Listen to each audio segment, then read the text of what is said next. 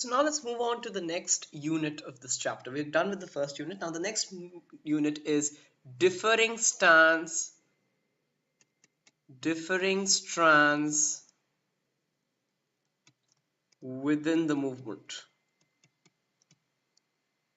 Now basically, if you see, the non-cooperation movement was launched in 1921, and in this movement many people boycotted areas, okay, and they did many things. But now if you look into the different places, if you look into the different areas of India, whether the countryside, the towns, the cities, the plantations, if you look at different areas, the movement was perceived, was visualized in different ways. So this is what we're going to study now in three main places, how the movement was perceived: in the towns, in the countryside, and in the plantations. In the towns, we can take examples of urban areas such as Bombay Presidency and Calcutta. In countryside, we will be taking the example of Awadh and Gudem Hills in Andhra Pradesh. And for plantations, we'll be taking the example of Assam and in other areas, right? So let's start off with towns. So movement in the towns. Now you know that in towns, in the town areas, you have people who are from lower sections of society as well as from urban sections of society. Now, movement in the towns basically focused when the movement reached the towns, people responded to it very actively. Most people responded to it very actively. So what did they do? Number one, they boycotted British institutions. Okay, so British institutions, colleges, schools, courts, etc. were boycotted by various people, by lawyers, by teachers, by students, okay, by practitioners. All these people boycotted British institutions and they wanted Indian ones to be set up. Okay, now there were two ways in which this movement was in the towns was perceived, right? One was the economic way and one was in a social aspect. Now, this is part of the social aspect. Boycotted British institutions, right? British institutions were boycotted. In a social aspect, they were boycotted, right? So, this is one main thing, right? People began to take to streets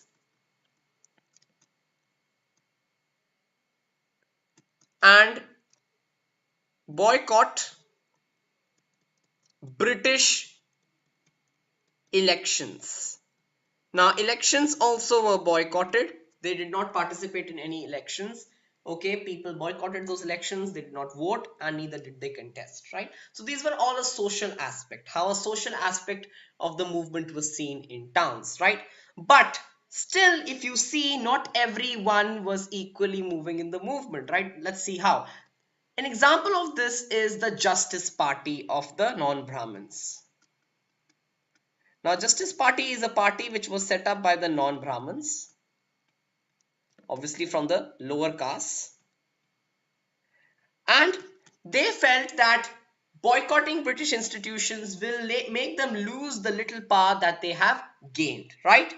Because of British, the Justice Party and the non-Brahmins feel that they have got some form of power in a social aspect because they have been badly treated for a long time in society, and because of these British institutions and because of reservations, etc., they have got a chance, right, to portray themselves, to make use of opportunities. That is why this was one of the examples of those sections of society that did not actively participate in the movement and boycott institutions as much as they wanted to, right? So that's one way to see that there were some sections of society which were not so happy. They did not all participate, right? So an example is the lower caste. Now let's come to the economic perspective.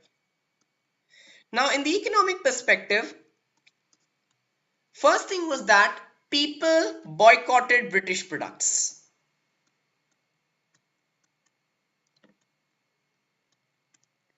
Okay, they boycotted British products. And Indian industries boomed. So Indian industries got a market to supply, right? They boomed. They got a market to which they could supply their goods. They got an opportunity to supply their goods. So obviously there was this economic change which came about. People boycotted British products. They burned them in bonfires, they tore them, they threw them away, they did not use them, right? And another thing which should not be forgotten is that khadi use was popularized. So in songs, in poems, popularized in poems, in songs, in stories. So people basically came to relate to khadi as a national cloth, and they began to popularize khadi all over India. Although it was expensive, but it was popularized widely as it was an Indian cloth, Indian textile. Right? So this was an economic way in which the movement took place in the cities, in the towns, how people reacted to the movement in an economic sense, right? So this was how the movement pretty much went about in the towns. Now, what were the drawbacks? Why did it die away? Now, the movement died away very soon in the towns. Why? So, movement died away. Why did it die away? Because of the following reasons. The first one is that khadi was expensive, right? Now, Indian industries and all, they could not, produce as much for a mass market as much as the British could. And if you look at khadi, khadi was a very expensive cloth and not everyone could afford it, right? So ultimately, after a point, people began to stop the use of khadi and they went back to their normal cloth. Because again, khadi was an expensive cloth, people could not all afford it, right? So that was one reason why the movement died away. The second reason was that British institutions were boycotted, but Indian institutions were slow to come up. So what basically happened was people left British institutions, they boycotted British institutions, but again they needed Indian replacements, but these Indian replacements were very, very slow to come up. So ultimately people had to crawl back to their original British institutions, and hence the movement pretty much died in the towns. So I hope that's absolutely clear how the movement was perceived in the towns and how ultimately the movement died away in the towns. Thank you very much for joining me. And then in the next video, we'll be discussing about the movement in the countryside. Thank you.